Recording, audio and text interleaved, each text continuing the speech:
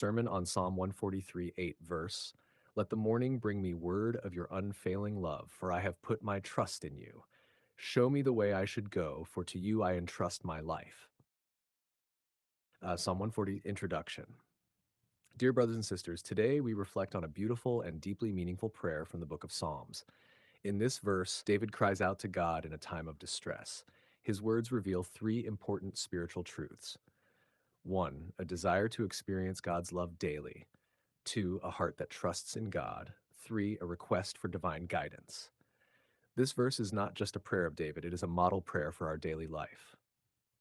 1. Seeking God's love every morning. David says, "Let the morning bring me word of your unfailing love." Morning represents a new beginning. Each day is a fresh opportunity given by God. David is not asking for wealth, success, or power.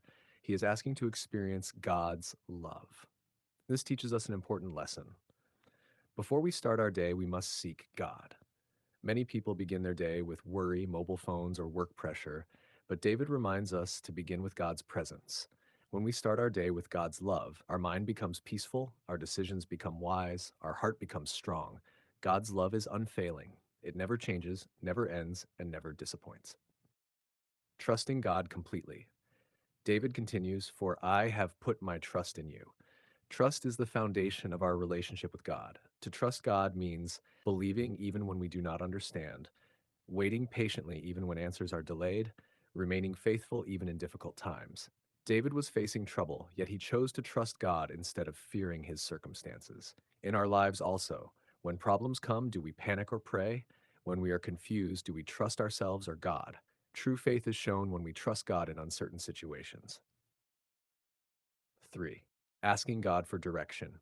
David says, "Show me the way I should go."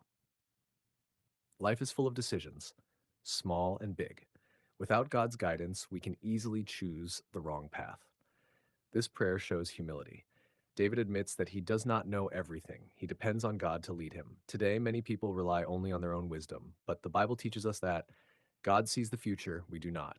God knows the right path, we often do not. When we ask God for direction, He guides us through His Word. He speaks through our conscience. He opens and closes doors for our good. Far 4. Surrendering our life to God. Finally, David says, "For to you I entrust my life."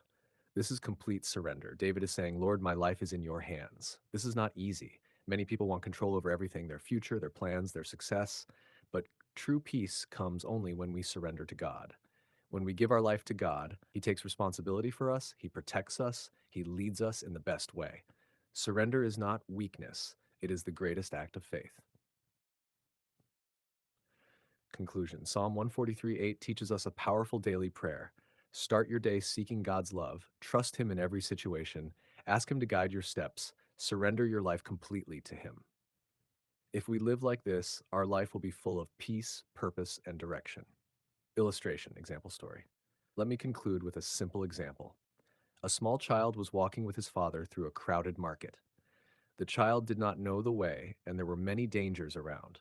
But he was not afraid. Why? Because he was holding his father's hand.